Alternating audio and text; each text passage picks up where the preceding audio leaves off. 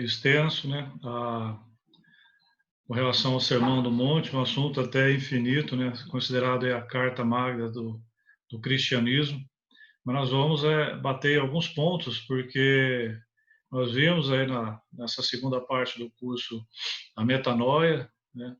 É, o perdão, a mudança, né? Transformação do coração, que é necessário. Agora nós vamos transformar em quê, né? E aqui vem, então, as bem-aventuranças e características, né, do perfil do verdadeiro cristão. Então, o carro-chefe disso, chamado o Sermão da Montanha, ele ele tem duas versões, né, que é descrita em Mateus e descrita no Evangelho de São Lucas, né? A do Mateus é uma versão mais longa do Sermão da Montanha, tem 107 versículos, né? E no Lucas é chamado também do Sermão na Planície, que não era um sermão na montanha, na verdade ele estava na planície. Isso porque todos esses ditos não é a questão que Jesus subiu lá no monte e os discípulos ficaram lá anotando lá embaixo o que ele dizia, não. Esses ditos de Jesus ele falava constantemente, é uma técnica que se utilizava na época e antes disso também, que é a tradição oral, que é por repetição, né, do que se falava, as pessoas iam gravando, né? E então Mateus registra, né, como o Sermão do Monte, o Lucas registra aí numa situação que estava na planície, mas com a essência semelhante que é desses ditos de Jesus, essas palavras de Jesus que ele repetia durante o discipulado deles.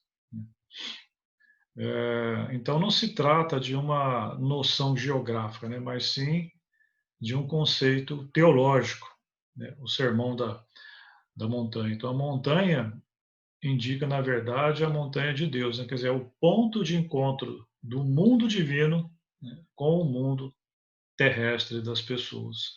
É como se fosse o significado de uma conexão do ser humano com as coisas do céu, as coisas do alto. E a subida a esse ponto de contato entre o céu e a terra possui caráter soteriológico, ou seja, caráter da salvação. Então, o glorificado ensina as pessoas com vistas e com objetivo da salvação. E muitas vezes as bem-aventuranças, né, que é uma parte inicial do Sermão da Montanha, ela é sempre conectada como um caminho aí da felicidade, porque a palavra da bem-aventurança é Macarios, né, que seria o bem-aventurado, significa uma felicidade com Deus, uma pessoa que é abençoada, que ela conheceu essa felicidade de Deus. E por isso que essa relação aí das bem-aventuranças com a felicidade. A pessoa que realmente tem esse encontro com Deus é uma pessoa que é feliz, é uma pessoa que é abençoada. E o que é felicidade do mundo? Isso a gente viu nas outras aulas, é uma felicidade passageira e insatisfatória, né? Na teologia a gente chama que é a felicidade do bobo alegre, né? Ele é enganado toda hora, acha que está feliz, mas no fundo não está, né? Quebrou o brinquedinho, começa a chorar de novo. Já a felicidade divina é uma alegria verdadeira, permanente e não depende de circunstâncias, né? Não tem essa história de quebrou o brinquedinho e vou chorar. É uma obra e ação do Espírito Santo no coração da pessoa. Então, a felicidade provém da certeza de ser beneficiário da presença amorosa de Deus no nosso coração. Uma felicidade que vem até nós e não produzida por nós. Então, nós recebemos esse amor de Deus, nós recebemos essa felicidade. Então, o próprio Jesus é uma garantia e modelo dessa possibilidade, dessa existência feliz. E aí deixo já as perguntas para vocês irem refletindo. Você tem experimentado essa felicidade verdadeira? Ou será que a felicidade que você tem é a felicidade do mundo, que ela é em ondas, né? Uma hora você está feliz, outra hora você está triste, outra hora está com a tendência à depressão, outra hora você está... Então, é tudo em ondas, né? Já quem está imerso nesse amor de Deus, é uma felicidade. Mesmo que você tenha tristeza e dor no mundo, você é uma pessoa feliz, né? E nós vivemos, infelizmente, uma cultura que dá grande valor à realização individual, né? Então, a felicidade hoje, ela é muito associada ao sucesso, ao prazer, ao dinheiro, poder, consumismo, daí por diante, né? E olha só, como é radical, né, o Sermão do Monte, né? Se a gente olha aqui, a diferença entre o que o mundo acha que fala, o que é ser feliz, e o que o Sermão do Monte fala, o que é para ser feliz. E nós vamos observar numa lista da esquerda para a direita que o que Jesus fala é justamente o oposto do que o mundo prega para a gente ser feliz, né? Então você pega o que o mundo, o sistema do mundo, a Matrix, fala para você ser feliz, você vira isso de cabeça para baixo, é o que Jesus fala para você ser feliz. Completamente o oposto. A proposta, ela é oposta, por isso que ela é difícil, né, da gente administrar inicialmente isso aí. Porque o nosso paradigma, nossa crença estava estabelecida sobre esses parâmetros aí que nós estamos vendo aí na nossa esquerda aí. E Jesus fala assim, olha, é o contrário de tudo isso. Vocês estão aí numa furada e não estão sabendo. Então é preciso então termos esse despertar. Interessante as bem-aventuranças que sempre ela vem com uma contrapartida de Deus, né? Aos pobres espíritos deles é o reino dos céus, né? Os que choram, eles serão consolados, né? Os puros de coração verão a Deus, né? Então, sempre quando ele vai falando aí as bem-aventuranças, ele vai dando uma troca, né? O que nós vamos até receber com relação a isso. Então, nós vamos começar as bem-aventuranças, né? A primeira, né? A primeira é que é o carro-chefe, né? O pobre em espírito, né? Bem-aventurados os pobres em espírito, pois deles é o reino dos céus. Isso não tem nada a ver com pobreza material, né? Isso tem a ver com a situação da mente, com a nossa humildade. É declarar uma total dependência de Deus, a Ele se entregar totalmente, né? Então nós temos que estar, é a nossa humildade. Então nós temos que fazer esse nosso esvaziamento do nosso ego, esvaziamento de nós mesmos a fim de sermos cheios de Cristo. Tirar do nosso coração, o nosso ego e tudo aquilo que nos prende ao mundo.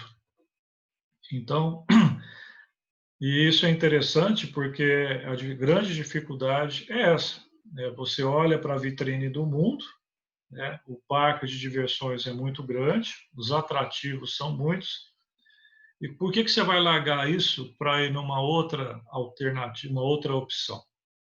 Só tem um jeito de acontecer isso, né? Se você encontrar algo muito mais valioso do que toda essa vitrine que você está vendo. Então, quando você descobre esse tesouro escondido, essa pérola preciosa, que é esse amor de Deus, aí você fala assim: olha, descobri algo infinitamente melhor do que toda essa vitrine que o mundo está me oferecendo. Só assim que nós podemos trocar, fazer essa troca. Fora isso, esquece, não tem jeito. Então, se alguém vier, por exemplo, se entra para a minha instituição religiosa e nós fazemos isso, fazemos aquilo, a nossa doutrina é essa, é tudo muito bonito. Nós temos aqui o nosso código de moral e ética, tudo isso é interessante. Mas isso não vai fazer, você pode virar um religioso, mas a sua cabeça vai continuar no mundo. Por quê? Porque tudo isso que estão te oferecendo, né, todas essas doutrinas, a ética, os rituais, tudo, não é para você mais valioso do que todas essas coisas, né, sedutoras do mundo, de forma alguma. Então você vai frequentar a religião, mas a sua mente está lá no mundo, porque ainda não te ofereceram algo mais valioso do que você encontra no mundo. Então, você só vai fazer essa troca quando você encontrar esse amor de Deus. Aí você vê que há algo infinitamente melhor.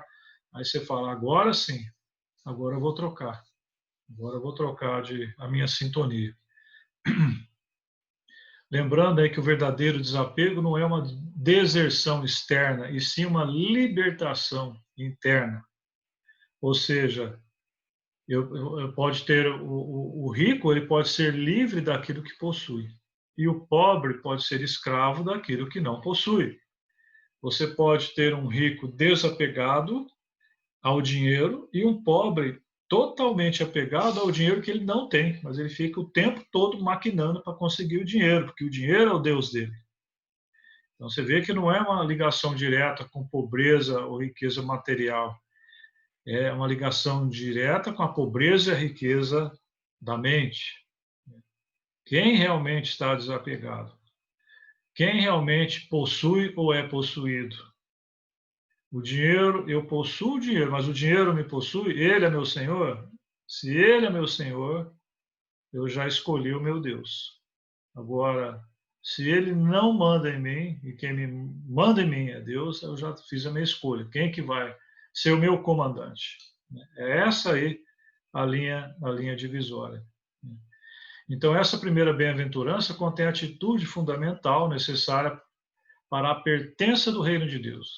Pertencer ao reino de Deus, que é uma atitude de receptividade. Com menos de nós, há mais de Deus dentro de nós. Então, pobre, humilde em espírito é a primeira característica do cidadão do reino de Deus. Sem ela, não é salvação. É a primeira chave para a nossa entrada aí dentro dessa realidade espiritual. Então, o oposto do pobre em espírito é justamente o orgulhoso, que tem o coração endurecido.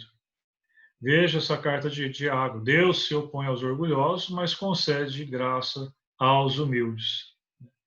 Então, o orgulhoso, com o coração endurecido, que quer se salvar por si só, esse não tem a chave para entrar nesse reino de Deus. A outra, segunda bem-aventurança, bem-aventurados os que choram, porque serão consolados. Causa até estranheza isso, mas como assim? A bem-aventurança não é ser feliz? E o que é essa história de estar chorando? A explicação é simples. É uma demonstração, esse choro, essa tristeza, por dois motivos. Primeiro, no nosso arrependimento.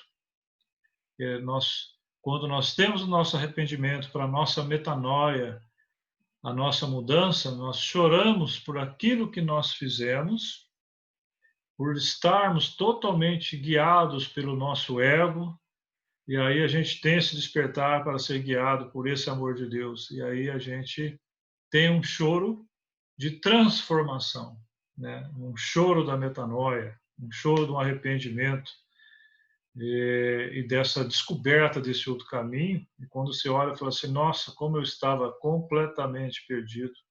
Então você tem essa introspecção. E o outro choro é quando, depois que nós temos essa metanoia, essa mudança de coração, nós olhamos para muitos nossos amigos ou familiares que ainda estão perdidos no ego e a gente tem compaixão e tristeza ao ver que eles estão perdidos, porque a gente não tem um botão para apertar, né, na pessoa para ela acordar, né? E cada um tem o seu tempo, o tempo de Deus é o Kairos, né? Lógico que a gente tem que jogar as sementes, mas os solos são diferentes, né? Cada um tem o seu tempo. Então, isso causa realmente uma tristeza em nós quando nós olhamos as pessoas que nós amamos ainda perdidas, ainda que não caiu a ficha ainda, estão ainda batendo a cabeça com o próprio ego, trombando, sofrendo e ainda perdidos. Então, quem está, na verdade, é feliz apesar de coisas externas causarem tristeza. Então, você está até sentindo compaixão e tristeza por essas pessoas, mas você está feliz, né? Você está numa felicidade constante, né? Então, é diferente da alegria que eu disse do mundo, né? Então, mesmo você sentindo essa tristeza de compaixão para com as pessoas que você ama, que você observa que elas ainda estão perdidas, você está na felicidade, né? Você está numa situação de felicidade. A outra bem-aventurança é: bem-aventurados os mansos, pois herdarão a terra. O que são os mansos, né? Não tem nada a ver com a pessoa que é folgada, que é muita gente fala, esse cara é muito manso, tem nada a ver com isso. Então, manso, as pessoas que toleram provocações sem serem inflamados, sem querer revidar, são pessoas que perdoam, né? E não querem aí ficar fomentando aí uma discussão, não usam violência, né? Então, ela não tem aquela reação, né, do descontar, né? Então, ela é uma desistência de qualquer violência, tanto física como mental, e a sua substituição pela força do espírito. E essa violência do, entre aspas, descontar ou revidar, ela pode ser não só física, mas como mental. A violência mental é quando você usa o seu intelecto, a sua inteligência por meio de uma astúcia, né? Por meio de uma esperteza, para você revidar de uma outra maneira para aquela pessoa. Você não está usando de violência física, mas está usando de uma violência intelectual para fazer, para dar o troco para aquela outra pessoa, para ela sentir a dor que você sentiu, né? Então, as violências estão no plano horizontal, que é o mundo da quantidade, é o mundo do ego, né? E não trazem isso aí de forma alguma, nenhuma felicidade, né? Então, somente quem conhece o plano vertical, que é o mundo da qualidade, né, o plano de Deus, conhece o ser e a felicidade verdadeira. Nós temos que sempre que considerar, é uma dica importante para a nossa espiritualidade com relação ao nosso apego, que nós estamos aqui apenas como administradores das coisas de Deus, né? Porque nós não temos nada, na verdade, né? Nós estamos provisoriamente administrando, né? Quando a gente morre, a nossa casa fica aí, o nosso carro fica aí, né? Nada disso nós vamos levar, né?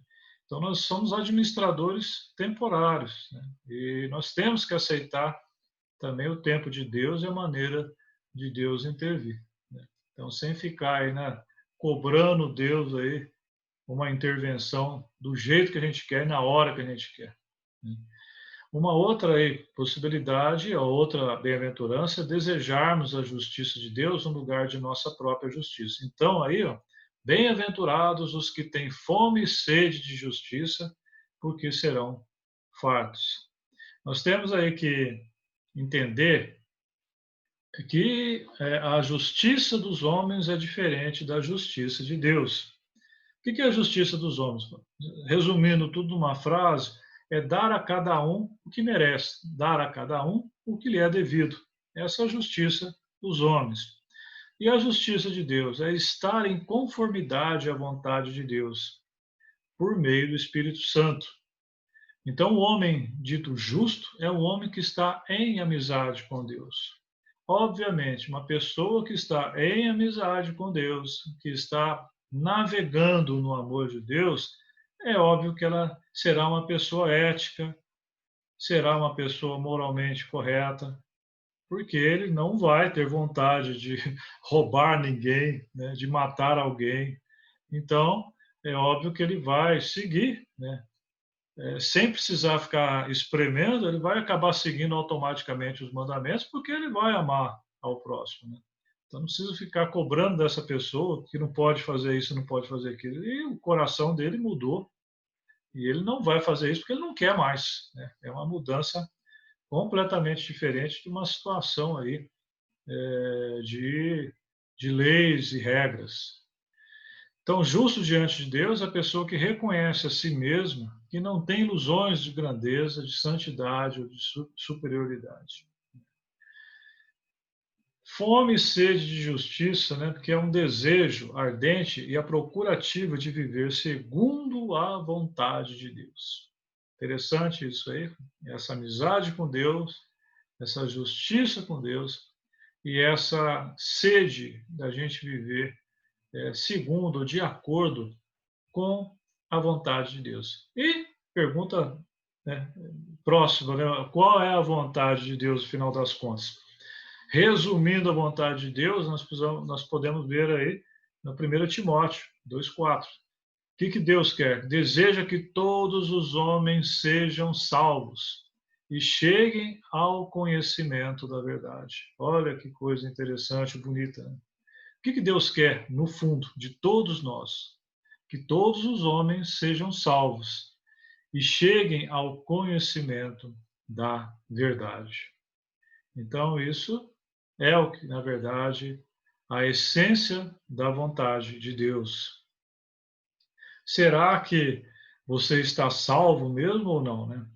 É um teste que a gente tem que refletir e se perguntar: você tem fome e sede pelas coisas do mundo ou pelas coisas espirituais?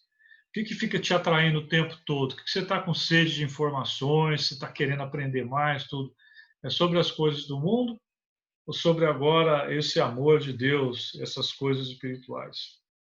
Porque quem encontra esse amor de Deus, ele, como Santo Agostinho disse, a gente fica com fome e sede de Deus, fome e sede dessa outra realidade. Porque nós encontramos um tesouro escondido, nós encontramos uma pérola de grande valor.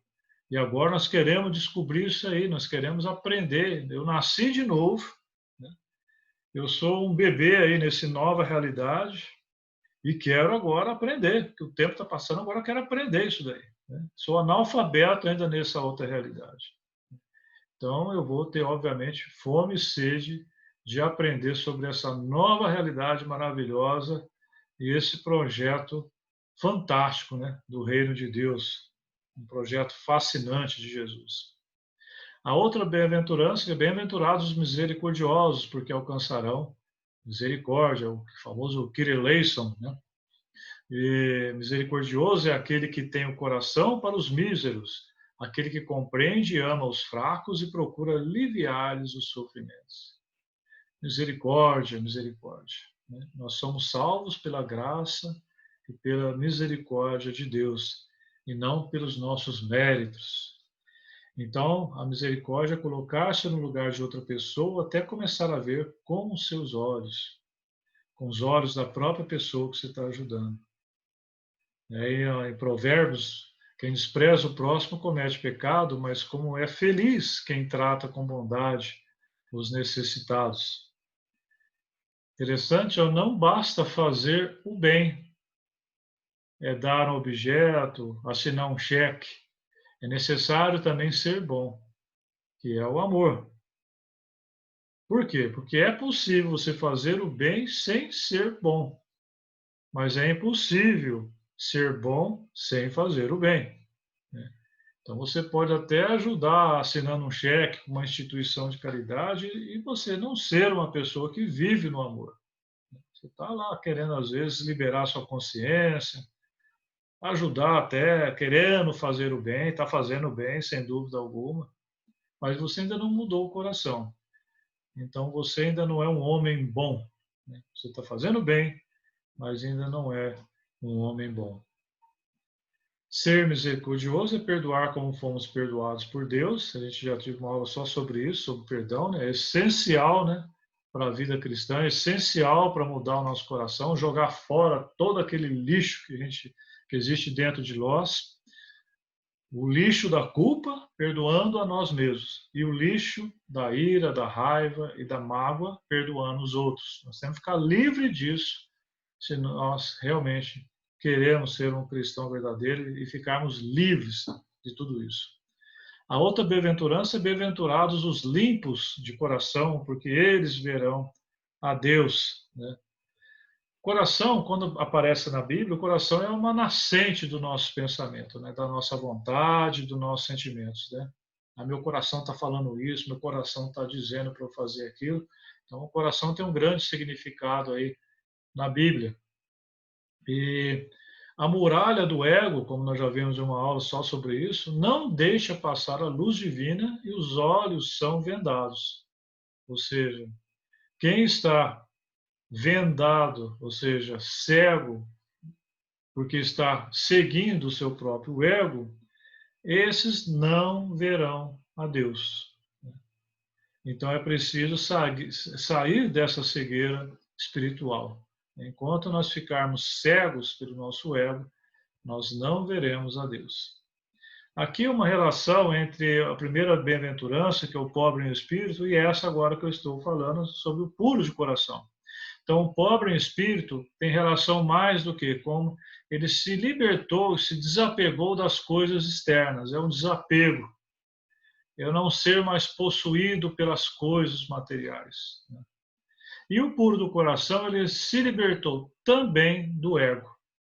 Então, o puro do coração, além dele se libertar das coisas materiais, de não ser escravo das coisas materiais, ele liberta aí do seu próprio ego, que também é escravo do ego, ele tenta se... Aí, nesse caso, o puro do coração, ele conseguiu se libertar do próprio ego. E a limpeza do coração é ter integridade e consciência limpa, né?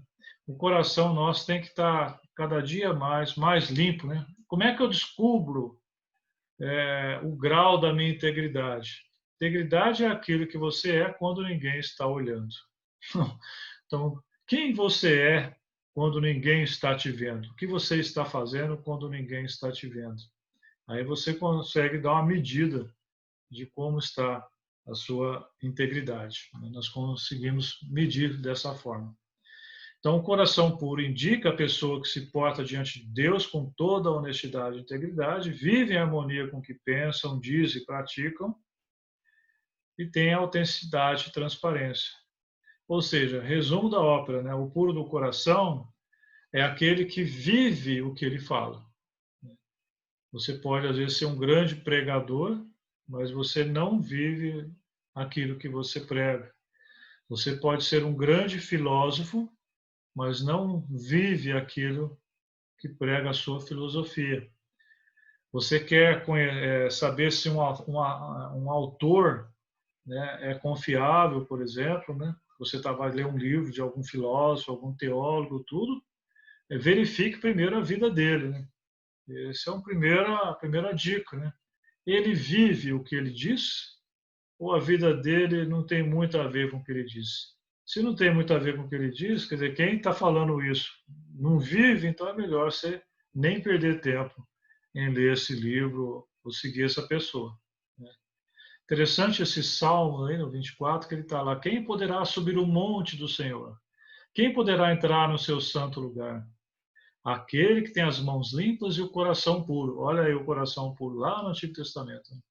E que não recorre aos ídolos, nem jura por deuses falsos, que é o mundo. Ele receberá bênçãos do Senhor e Deus, o seu Salvador lhe fará justiça. O coração impuro, então não há correspondência, como eu disse agora mesmo, entre o interior e o exterior. Na época de Jesus, a figura eram os fariseus hipócritas, né, que eram os religiosos, que eram religiosos e santos por fora, mas não por dentro. Eles não tinham o coração transformados. Né? Então, os atos religiosos, eles faziam atos religiosos para serem vistos pelos homens, né? Mas o coração estava impuro. Né? Bem-aventurados os pacificadores, outra bem-aventurança, né? Porque serão chamados filhos de Deus. Então, o que é ser pacificador? Pacificador sempre está tentando uma reconciliação, né? Reconciliar com seu irmão antes de levar a oferta ao altar, isso está lá em Mateus. E diante do inimigo, Jesus nos recomenda amar, orar e desejar a paz. Shalom, aí o shalom, famoso shalom Adonai, que é a expressão do hebraico que significa a paz do Senhor. E o que é paz de Deus versus paz dos homens? A paz, ter paz com Deus, significa ter sido reconciliado com Ele, com Deus, por meio da obra redentora do nosso Senhor Jesus Cristo, quando estamos em amizade com Deus. E a paz do mundo a gente já conhece, é apenas um sossego, né? Você paga em um hotelzinho final de semana, num lugar retirado, para você ter sossego, para você ficar em paz, né? Nem ninguém te incomodando a cabeça. Essa é a paz do mundo, é um sosseguinho aí que você compra aí no final de semana, aí volta a turbulência da mesma forma. Por fim, bem-aventurados os perseguidos por causa da justiça, porque é grande o vosso galardão no céu. Ser cristão, como a gente já viu, incomoda muito as pessoas, né? E hoje, num ambiente, por exemplo, universitário, né, se a pessoa realmente é uma cristã, né, fervorosa, ela causa impacto e vai sofrer até bullying, né? A ponto até que o Papa Bento XVI, né, disse que os cristãos, nós estamos vivendo um novo tipo de martírio dos cristãos, né? Os cristãos precisam estar preparados nos dias de hoje para o martírio da ridicularização. Então, martírio da ridicularização, no qual se declarar cristão, carregar um crucifixo no peito, até uma Bíblia na mão, vai lhe custar zombarias e indiferença. Pode esperar, né, principalmente se você estiver em um ambiente universitário, você pode sofrer até uma rejeição, um bullying, daí por diante, se você mostrar que você segue a Jesus e tem essa crença em Deus. Então, a bem-aventurança é um combo aí, né? E que elas se interligam, né? Uma liga na outra, né? E ela forma aí uma sinfonia. E a última, a oitava, é a consequência de tudo isso. Se você está sintonizado nessa sinfonia, em que é completamente oposta do que o mundo está falando para você fazer, obviamente você vai sofrer algum impacto e alguma rejeição ou perseguição, seja lá o que for, né? Bom, as bem-aventuranças, nós já vimos que não são fáceis, porque é um caminho, é um caminho oposto aí ao que o mundo fala para a gente fazer. E para piorar ainda mais a nossa situação, Jesus dá um nocaute final. Está difícil, vai ficar mais agora, né? Então Jesus começa a falar assim, olha, no Antigo Testamento, esses mandamentos aí, vocês estão achando que está difícil, aí agora vai ficar mais difícil. Aliás, impossível. Vocês ouviram o que foi dito aos seus antepassados. Então, Jesus continua o Sermão do Monte, depois das bem-aventuranças, e diz, por exemplo, vocês ouviram o que foi dito aos seus antepassados, ou seja, lá no Antigo Testamento, não matarás, e quem matar estará sujeito ao julgamento. E agora, eu, porém, vos digo, se qualquer um se irar ou ficar com raiva contra seu irmão, estará sujeito ao julgamento. Olha só. Então, Jesus começa a examinar o que está se passando ao nosso coração e na nossa mente. Porque até no Antigo Testamento é o que se passava no nosso exterior. Ou seja, nós podíamos enganar todo mundo, colocar uma auréola aqui de santo, né? Me fantasiar de religioso e está tudo certo. Agora, com Jesus, não. Jesus falou assim, olha, não adianta você colocar essa fantasia de religioso que eu vou monitorar o seu coração. Eu vou monitorar a sua mente. O que está passando dentro de você? Não adianta você colocar uma embalagem bonita de religioso, que você não vai me enganar. Então a coisa aí agora apertou para o nosso lado. Veja essa outra agora. Vocês ouviram o que foi dito: não adulterarás. Mas eu lhe digo: qualquer que olhar para uma mulher para desejá-la, já cometeu adultério com ela no seu coração. Olha só. Agora, no Antigo Testamento, era o adultério na prática. Agora, Jesus não. Agora vou monitorar até o seu desejo. Então, você já está atraindo em seu coração. E outra dessas, né? Vocês ouviram o que foi dito: ame o seu próximo e odeie o seu inimigo. Mas eu lhes digo: ame os seus inimigos e orem por aqueles que os perseguem. Então vejam, Jesus agora bate pesado e dá um nocaute em todos nós. E aí a gente fica vendo tudo isso, né? Amar o inimigo. Quando eu olho com desejo para uma mulher, eu já adulterei, né? Só de olhar. Se eu tiver raiva de alguém, eu já matei, né? Então o negócio está complicado, né? Então a gente chega a essa conclusão. E seguir tudo isso, impossível. Pode esquecer, não tem jeito. Realmente não tem. Então, o Sermão do Monte, no final das contas, no final das contas, é a nossa sentença de morte. O Sermão do Monte é a nossa sentença de morte. Por quê? Não tem jeito. Então eu estou lascado. Então é essa a ideia, exatamente. Se eu chego à conclusão que eu estou lascado, que eu não vou conseguir fazer isso, aí sim. E olha, para piorar a situação, né? Jesus ainda fala: pois o meu jugo é suave, meu fardo é leve. Parece que ele está tirando uma onda ainda na nossa alma. Depois de falar tudo isso, né? Ele lá na frente, Mateus, meu jugo, segue, meu jugo é suave, meu fardo é leve. Mas como, né, que nós vamos carregar um elefante desse aí que não tem jeito, né? Você vai monitorar até o nosso coração, a nossa mente, como é que nós vamos resolver isso? Não tem jeito, impossível.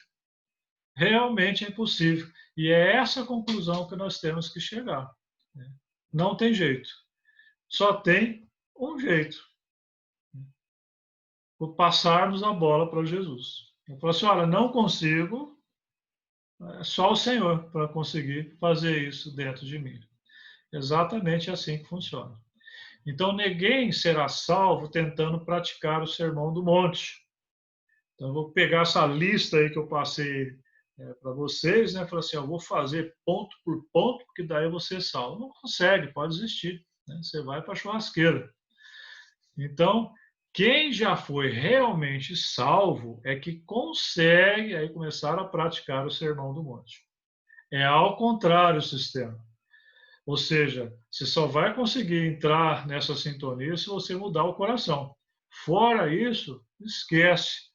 Você pegar essa cartilha, eu vou seguir esse manual de instruções, porque daí se eu fizer isso, eu vou para o céu, né, eu me salvo, né, pode esquecer. Não tem jeito, por quê? Não mudou o coração. Né? Não tem jeito, impossível. Só tem um jeito, mudar o coração. Que jeito? Entrega a Cristo e deixa, abra seu coração para Ele, receba a graça e misericórdia dele, e aí Ele, com Ele, para Ele, nós conseguiremos, então, seguir esse caminho aí. Fora isso, impossível. Né?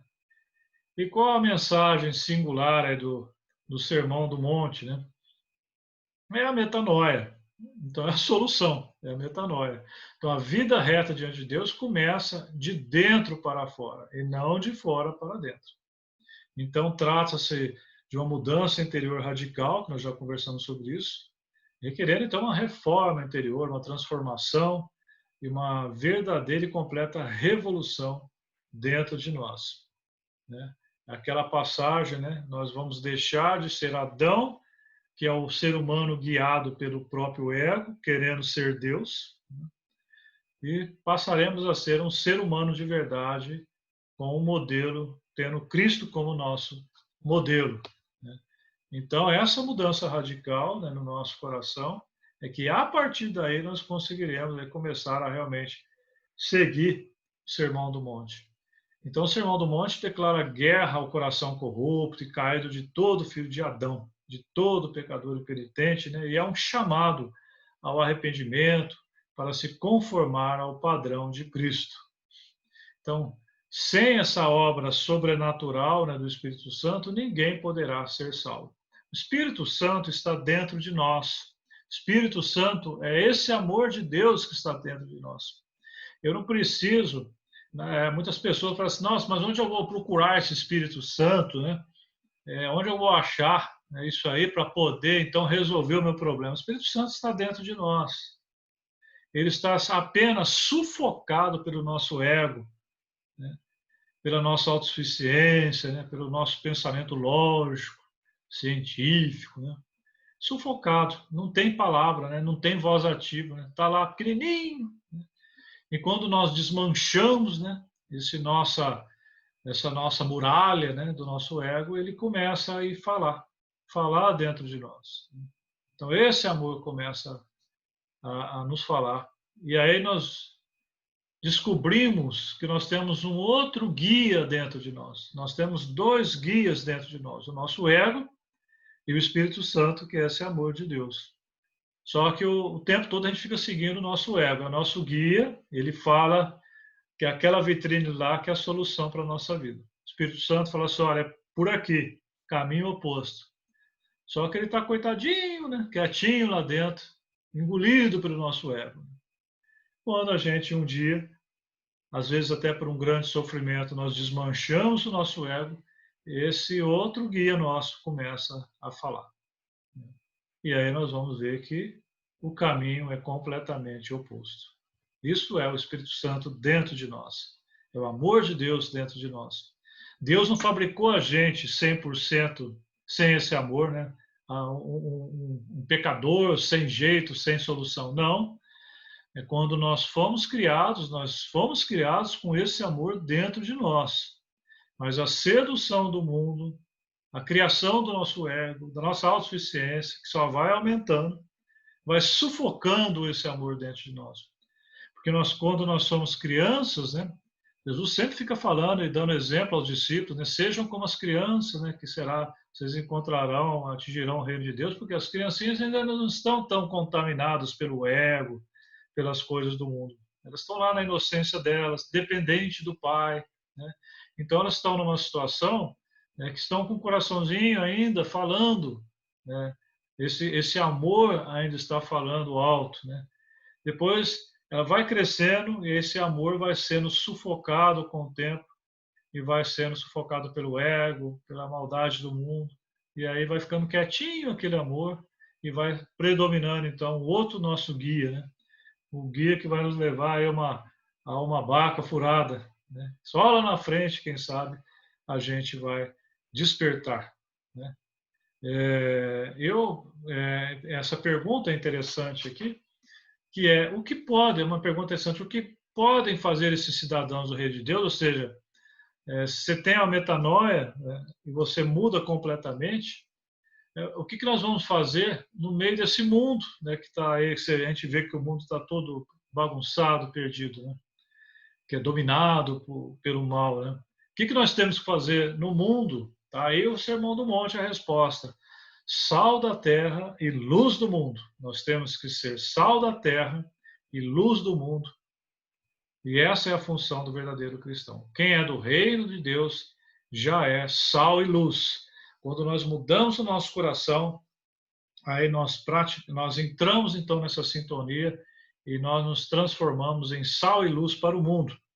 O sal tem um significado de conservar, combater corrupção, né? A carne, na época não tinha geladeira, né? Na época de Jesus, a carne era conservada no sal, porque o sal não deixava a carne estragar, né? Não deixava se corromper. Então essa é a essência, o significado do sal. Interessante também, o sal, ele não aparece quando ele penetra no ambiente. Quando a gente joga sal numa comida, nós vamos comer depois, nós vamos sentir o sabor do sal, ou até sentindo que a comida está salgada, mas a gente não enxerga mais o sal na comida. Nós sentimos somente o sabor. Se eu for procurar o sal da comida, o sal na comida, depois de pronto, eu não enxergo onde está o sal, mas eu sinto o sabor. Então, essa é a função nossa do mundo. O mundo não consegue perceber visivelmente o amor de Deus sendo trazido e invadido o mundo, né? Quando nós levamos esse amor ao mundo. Mas o mundo sente a presença, ele vai sentir o sal, ele vai sentir o sabor, né, desse reino e desse amor chegando. Então, um cristão que não tem essa transformação do seu coração, ele é um cristão que não leva esse sabor para o mundo. É um cristão que simplesmente será pisado. Não adianta eu ser aquele crente chato lá que vai ficar saindo pregando aí para todo mundo, né? Se eu não mudei minha vida, não me transformei meu coração, não adianta nada. Você é um chato a mais aí no mundo, ninguém vai dar ouvido para mim, não vou transformar ninguém, não vou ter sabor nenhum, ninguém vai querer saber, ninguém vai querer ser como eu sou, né? O pessoal vai sair correndo de mim, né? Ele só vai querer saber o que aconteceu comigo se ele viu que houve transformação na minha vida. Sem isso, não tem razão de ser, não tem atrativo nenhum. E a luz, o significado da luz, interessante que nós temos que ser luz para o mundo, nós não temos uma luz própria, nós estamos refletindo a luz de Cristo. assim como a lua reflete a luz do sol, né? Nós somos refletores desse amor de Deus. É interessante que não existe no mundo físico assim, nenhum elemento incontaminável, exceto a luz. Então, a luz ela não se contamina. Então, ela pode entrar nos ambientes, né? Ambientes impuros, e a gente levar essa luz dentro desse ambiente. Então, a impureza consiste na ilusão de que o ego possa produzir a redenção do homem. Então, você pode entrar com a sua luz, né, com essa luz que é a reflexão do amor de Deus, em um ambiente que está totalmente centrado no ego, né? E você pode, por meio dessa luz, ajudar a transformar essas pessoas. Então, o homem que conheceu a verdade não se orgulha de sua espiritualidade, pois sabe que foi pela graça e não pelo ego. A pessoa realmente espiritual, ele sabe que isso aí ele recebeu de graça. É um amor que ele já tem dentro do coração, ele se abriu para Deus, esse amor floresceu dentro dele. Então, ele não comprou isso em nenhum lugar, ele não fez nenhuma pós-graduação para obter um diploma para conseguir isso. Foi mérito nenhum, ele simplesmente um dia na vida resolveu se entregar a esse outro guia que tem dentro de nós e que está pronto, né? É só a gente dizer o sim, né? Quem ofende o paletó que eu visto não ofende a mim, pois ele não sou eu. Quem ofende o meu ego também não ofende a mim, porque ele também não sou eu. Então, essa é uma dica.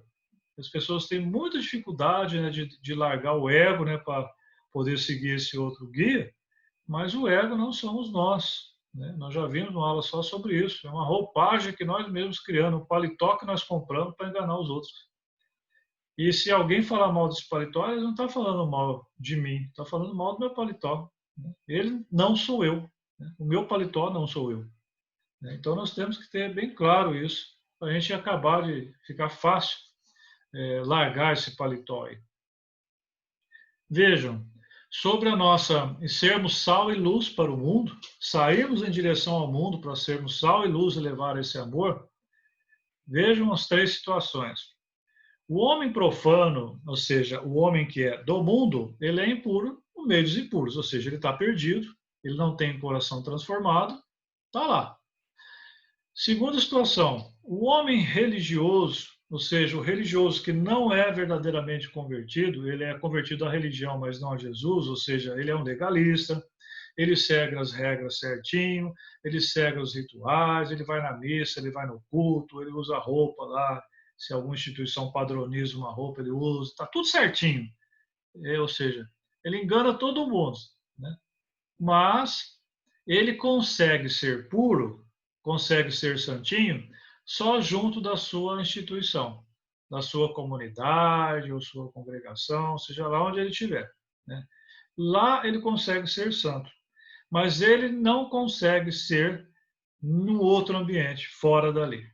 Ele não consegue sair daí para ir no meio dos impuros, dos pecadores. Não, ele não consegue, né?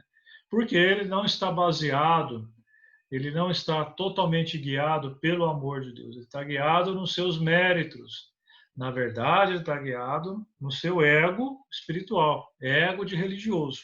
Estou cumprindo todas as regras, está tudo certo comigo. Mas no final das contas, não está nada certo, porque o coração não mudou. Então ele não tem tranquilidade para poder ir no meio dos pecadores, né? No meio de quem está no mundo, porque ele não consegue ser puro naquele lugar. Ele não é luz ainda. Ele é uma fantasia de religioso. Então ele não sai da sua redoma. Então, dentro da redoma, onde só tem os religiosos, ele está lá quietinho, está tudo certo. Aqui eu consigo ser puro. Mas se eu sair daqui para o mundo, aí o bicho pega. Ao passo de que o cristão verdadeiro, ele vai ser sal e luz para o mundo, porque o mundo está pedindo socorro e precisa de nós. Aonde que o Cristo ficava o tempo todo? Jesus ficava o tempo todo no meio dos pecadores. Ele ia no meio dos pecadores para resgatá-los. Inclusive pescadores, eu estou falando pescadores, eram os pescadores também. Né? Você vê o Mateus, né, que escreveu o Sermão do Monte, era um pecador, era um publicano e ladrão. Né? Jesus chega e fala, siga-me. Mateus larga tudo e segue Jesus. Ele era um ladrão, ele era um pecador, né? E é o que escreveu aí o Sermão do Monte, né, que nós estamos aqui estudando. Né? Então, e uma lista telefônica de pecadores durante o Novo Testamento que se converte. Então, nós temos que ir lá, nós temos que ir lá, né? Ajudar, levar, ser sal e luz para serem tocados por esse amor e serem salvos também. Né? Nós temos que ter essa tranquilidade que nós temos o amor de Deus no nosso coração. Realmente, aí sim, nós seremos aí uma chamada, né, papas, da igreja de saída, irmos em direção ao necessitado, às pessoas que estão pedindo socorro. O discípulo não deve fugir de sua missão, deve brilhar a luz diante dos homens. São Francisco falava assim para os monges dele, olha, sigam e levem o evangelho. Se vocês precisarem falar alguma coisa, vocês falam. Não precisam falar. A pessoa que mudou o coração, ela é vista, a pessoa, ela olha para uma pessoa que está transformada, as pessoas não precisam nem ficar falando nada, ela bate o olho em você e vê que você já está diferente, né? Você já se transformou. Quem é do reino de Deus já é sal e luz. Então, ser luz é ser testemunha, deve brilhar, suas boas obras, tudo para a glória de Deus, né? E essas boas obras, o que são? As boas obras são todo o cumprimento da vontade de Deus. É tudo aquilo que ele nos pede em sua palavra em relação ao próximo, à sociedade em geral. Mas as boas obras são consequência da transformação do meu coração, né? Essa é a consequência. Aí, ao passo que eu mudei meu coração, eu passo a fazer caridade por amor e não tanto para ganhar ponto, né? Para fazer uma selfie, né? Vou lá dar uma comida para o morador de rua, faço uma selfie, ponho lá no meu Instagram, olha, todo ano comida para o morador de rua. Isso aí é nada, né? Serve apenas para liberar um pouquinho a consciência. Então, ser discípulo é ser testemunha, uma vida configurada com o Sermão do Monte. Não ter como objetivo a atenção sobre si mesmo, né? Sobre o seu ego, né? E glorificar não a si mesmo, mas glorificar a Deus, né? Então, o Sermão do Monte não é um antropocêntrico, né? Não sou eu o centro do Sermão do Monte, e sim Deus, né? Tudo para a glória de Deus. Somente então o coração transformado e cheio de Espírito Santo deixa a religiosidade, né, sem conversão de lado e vive com sinceridade, agradando a Deus. Então, nós temos sempre que nos perguntar: você agrada a Deus ou aos homens? Né? Ou seja, o que eu estou preocupado com as minhas ações? É agradar a turma que está me vendo ou agradar a Deus? Se eu estou querendo agradar os outros que estão me vendo, eu estou, na verdade, massageando meu ego. Nada mais que isso. Estou, na verdade, quem que é o centro da história? Sou eu. Eu sou religioso, como Jesus falou demais com os fariseus, né? Religioso que quer ser visto, né? Eu quero sentar nas primeiras filas, né, da igreja para ser visto. Eu quero que eles me vejam orando. Eu quero que eles olhem para mim para ter uma imagem de que eu sou uma pessoa religiosa, que eu sou um homem bom, né? Então, eu estou preocupado em quem é o centro da história. Sou eu, né, nesse caso. Eu estou preocupado, na verdade, com a minha imagem, né? E Jesus olha apenas o nosso coração. Jesus não vai olhar o nosso paletó, a nossa embalagem, nada disso. Ele está monitorando o que está se passando em nossa mente. Imagina a gente todo fantasiado de religioso e com a mente toda arquitetando o plano, né? Jesus vendo só os planos que nós estamos arquitetando e que o objetivo são nós mesmos. Viver, né, no mundo, né, quando nós temos a metanoia, né, e quando nós vamos encontrar com a nossa turma, né, e que ainda estão vivendo para o próprio ego, nós vamos ter duas reações. Então, você resolve, você tem essa transformação, né? E nós vimos a questão que eu fiz uma analogia, né, do amor de Deus com a luz do sol, né? A gente tem que abrir a janela para a luz entrar. Quando a luz entra, né, a gente vê esse efeito aí que nós estamos vendo, que é o Tyndall, né, que é essas partículas flutuando no sol, que a gente vê a sujeira do ambiente que a gente estava. Então, quando nós entramos nesse caminho, é o caminho da verdade. Nós começamos a ver a verdade. Então, quando nós entramos no caminho da verdade, nós começamos a incomodar. Então, se eu vou encontrar com a minha turma, que eu sempre frequentava, e eu transformei meu coração e vou no churrasco junto com essa turma, eu posso desenvolver duas reações nesse pessoal. A primeira, rejeição, perseguição, é lógico. Quem está nas trevas e você chega lá com a luz, você vai incomodar com certeza. Né? Você vai com certeza, essas pessoas ficarão incomodadas com você. Então, das duas, aí o que vai acontecer? São duas reações. Ou eles vão te obrigar a segui-los, né? A fazer o que eles estão fazendo, e se você resistir, o que vai acontecer? Na segunda, terceira vez, eles não te chamam mais. Né? Então, ou se exclui do grupo que você está participando. Então, você é uma pessoa que não está bem-vinda, por quê? Porque é igual uma régua no lugar de uma linha torta. A linha pode se achar reta, mas quando você coloca uma régua no lugar de uma linha torta, fica evidente que a linha está torta. Né? Então, se você chega com a luz, igual a janela, e dentro de um quarto que está empoeirado, a luz evidencia o erro. Então, uma lanterna no meio em que estão cheios do erro, ela vai ser muito mal-vinda. Né? Então, essa é a primeira reação. A outra reação é positiva. Nessa mesma turma, alguém vai ver, peraí, esse cara aí, ele mudou. Eu conheço ele faz muito tempo, ele se transformou. Eu quero isso para mim também.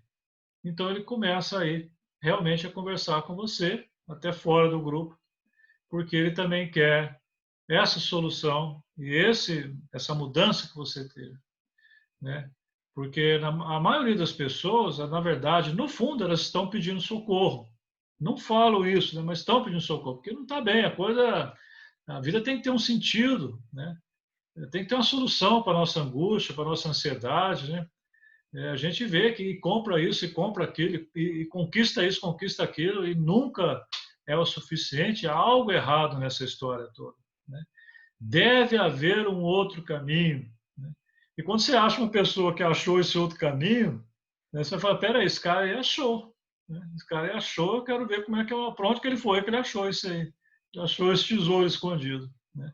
Então essa é a parte boa de quando você leva a sua luz. Ou você pode ser primeiramente rejeitado, mas algumas pessoas serão tocadas e vão querer descobrir qual caminho que você traz, porque eles querem, qual caminho que você trilhou, que eles vão querer também trilhar. Eles querem, no fundo, todo mundo quer isso para si. Todo mundo quer o sentido da vida, todo mundo quer ser feliz, né? Todo mundo quer encontrar uma solução, né, para dar um sentido, para acabar com essa procura, essa correria que a gente fica atrás de sempre um pódio, sempre um diploma, sempre sucesso para poder ficar alimentando o nosso ego, que é insaciável, né? E chega uma hora que a gente pifa, né? Chega uma hora e fala assim, peraí, isso aí não pode ser esse o caminho. Eu já conquistei isso, já comprei isso, já comprei aquilo, já fiz diploma, mas a coisa não está satisfeita, deve haver outro caminho. Aí você vê que existe realmente um caminho. No Sermão do Monte, Jesus chama a atenção, né? Portanto, sejam perfeitos como perfeito é o Pai Celestial de vocês. Lógico, não vamos ter a perfeição só quando nós passarmos na outra dimensão aí. Mas veja, nós temos que ter um foco, né? Nós temos que ter um foco que é Jesus. Não existe os ídolos, né? Você pega um adolescente que é ídolo de um cantor, né? Ele começa a se vestir como esse cantor, né? Começa a parar até o cabelinho diferente, né? Por quê? Quando você segue um mestre, você começa a se configurar a ele, você começa a se parecer com ele. Né? Isso é seguir o mestre. E então é você se configurar a Cristo. Será que você... então essa é a configuração. Então a pessoa que está lá, o ídolo dele é um cantor, você pode perceber que ele começa a usar a roupa do cantor, um cinto parecido com o cantor, o cabelinho do cantor, que ele começa a se configurar o mestre dele. Se você se configura a Jesus, você começa a se configurar aos sentimentos de Jesus, ao olhar de Jesus. Ou seja, a pergunta-chave é, nessa situação que eu estou passando agora, o que Jesus faria se ele estivesse no meu lugar? Então a gente começa a raciocinar dessa forma, porque a gente começa a se configurar. Lá na carta aos Gálatas, eu já falei sobre isso, mas o Paulo, ele dá esse combo aí do fruto do Espírito Santo, veja que não são frutos e sem fruto, é um combo só, é uma coisa só. Pessoa que tem a metanoia, a transformação, ele vai começar a ter essas características, que é o amor, ele vai ter alegria, estar com Cristo é alegria. A gente vê muitas vezes religiosos com aquela carona fechada, moralista, né, olhando para os outros julgamentos. Isso aí não é evangelho, nunca foi. Né? Isso aí é um moralismo. Né? É uma pessoa que está escrava de doutrinas, escrava, está sob efeito do chicote da doutrina, do ritual, do moralismo, mas ela não transformou o coração, porque ela está lá julgando o outro, olhando para o outro, falando que é um pecador, né? Uma carona fechada, parecendo que está com uma metralhadora embaixo do braço, né? É aquele religiosão, né? E o evangelho não, o evangelho é alegria, né? Estar com Cristo, quando você descobre o sentido da vida, descobre o verdadeiro amor, descobre a felicidade verdadeira, é para você ficar feliz o tempo todo, né? É alegria, é contagiante. Então, essa transformação, ela é automática a partir do momento que nós temos essa mudança. Então, aquilo que eu disse, né? Aquele que afirma que permanece nele deve andar como ele andou, andar como Jesus andou, né? Sentir o que Jesus sentia, né? E então essa é a configuração, né? Nós começamos a fazer esse download, né? Começamos a seguir esse outro guia que está dentro de nós, nós temos esse guia dentro de nós, não tem que comprar em nenhum supermercado celestial, nós temos isso, nós precisamos apenas abrir, deixar que esse amor que está dentro de nós realmente fale para a nossa mente, né? E deixe de sufocar, a gente tem que deixar de sufocar esse amor que está dentro de nós e que está gritando. Aqui é interessante, né, que a gente ser a imitação de Cristo. Esse primeiro livro aí, são duas dicas aí. A Imitação de Cristo é um livro da Idade Média, né, Tomás de Kempis, em que foi, durante muito tempo, um livro mais vendido depois da Bíblia. Né? Então, aí, é lógico que é um livro, hoje a gente lê, parece um livro radical, né? Mas é um livro de como imitar a Cristo. Bem interessante, né? E hoje tem uma versão, até foi um pastor jovem que escreveu, se chama Jesus Cop. É um livro bem simples, muito bem escrito, de uma maneira muito simples. Veja assim, a revolução das cópias de Jesus, ou seja uma cópia de Jesus.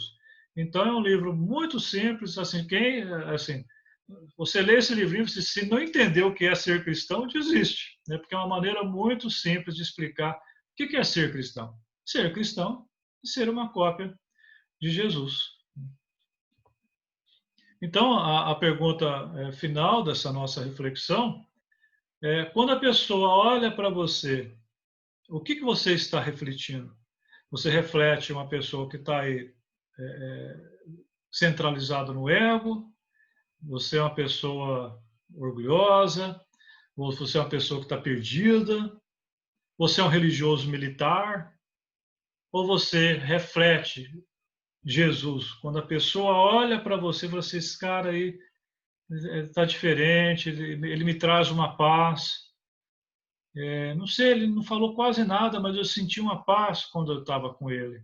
Né? Alguma coisa diferente esse cara tem, né? Essa pessoa tem. Né? Então, pense, o que você reflete? O que as pessoas enxergam em você? Você está refletindo essa luz de Jesus ou você reflete uma outra coisa? Esse é só o nosso teste diagnóstico. Bom, ficamos aqui a nossa última aula desse nosso curso, Os Passos para o Novo Eu. Espero ter aí, emitido bastante informações, bastante sementes aí para a nossa reflexão. Eu não vou, obviamente, parar totalmente, né? Porque muitas pessoas já enviaram mensagem para mim e falaram assim: mas não vai parar o negócio aí, não vai ter mais. Precisamos de uma manutenção aí, né? Manutenção aí da nossa caminhada, né? Então, não será aí uma coisa assim de semanal, igual eu estou falando, mas eu vou comunicar a vocês. Interessante escrever no meu canal do YouTube, né? Rubens Siqueira, que eu provavelmente vou postar o vídeo já direto no YouTube, né, para ficar mais fácil e a pessoa assiste na hora mais conveniente, né? E no Instagram também, vou emitir mensagem direta no Instagram. Tem um grupo do Telegram também, quem já entrou no Telegram, eu também estou jogando todas as aulas lá também, os avisos também. Então, nós continuaremos aí nessa caminhada, talvez não com essa frequência, mas eu vou comunicando a todos vocês sobre novidades e novas aulas, sempre com essa filosofia aí de ciência e fé, né? Porque eu sempre coloco, vocês perceberam durante as aulas, né? Não necessariamente que essa última aula é mais uma aula de fé, mas uma aula, eu envolvo psicologia, filosofia, teologia, junto com a fé. E isso abre o entendimento das pessoas hoje, que estão, as pessoas com a mente tecnológica, a mente da ciência, né? Então fica mais fácil as pessoas compreenderem a proposta desse mundo fascinante do Evangelho de Jesus, uma proposta real para realmente a gente ter o tão esperado mundo bem melhor, um mundo feito de pessoas com coração realmente transformado nesse amor incondicional. Um grande abraço no coração de todos vocês. Deus abençoe a todos nessa caminhada de transformação. Um grande abraço. Fique com Deus.